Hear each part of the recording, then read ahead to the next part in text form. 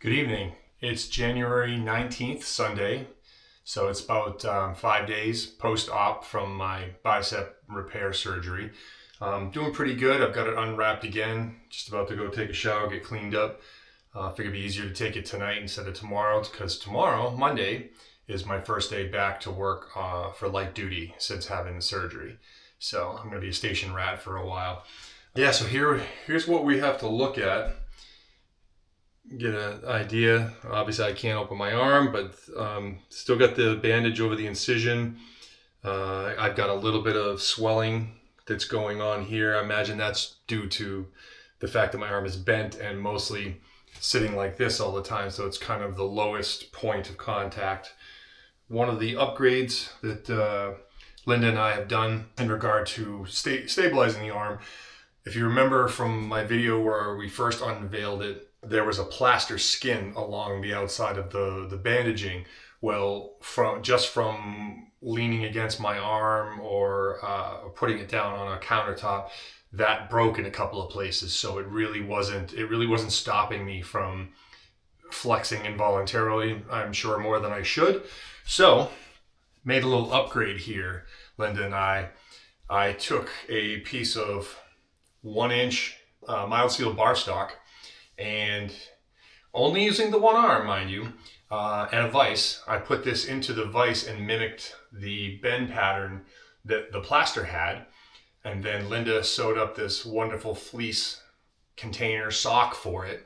So now after we wrap the arm in the soft white bandage, that becomes my spine, if you will, for the bracing to lock me in place. And then we wrap the ace over the top of that. That has worked very well at preventing me from extending my arm beyond more than just a little bit. I still found that I do need a lot of the packing that I had from the original wrappings. If you remember when we took those off, it was layer upon layer upon layer of that gauze. Seemed like it might be a little overkill, especially on the inside. There was quite a bit of 4x4s packed in there. Come to find out, that was also to prevent me not only from extending this way, but from bending too much that way and putting too much compression on it. So when we didn't put that back and just went with a little bit lighter wrapping, I found that it was difficult to prevent reaching for things, even just scratching your face and folding that arm in quite a bit, and that give you a little zinger there because it's still pretty tender. One of the interesting things I've learned that I can feel is I can actually feel the allograft where that tendon is sewn onto my bicep. If I feel around there, it distinctly not me.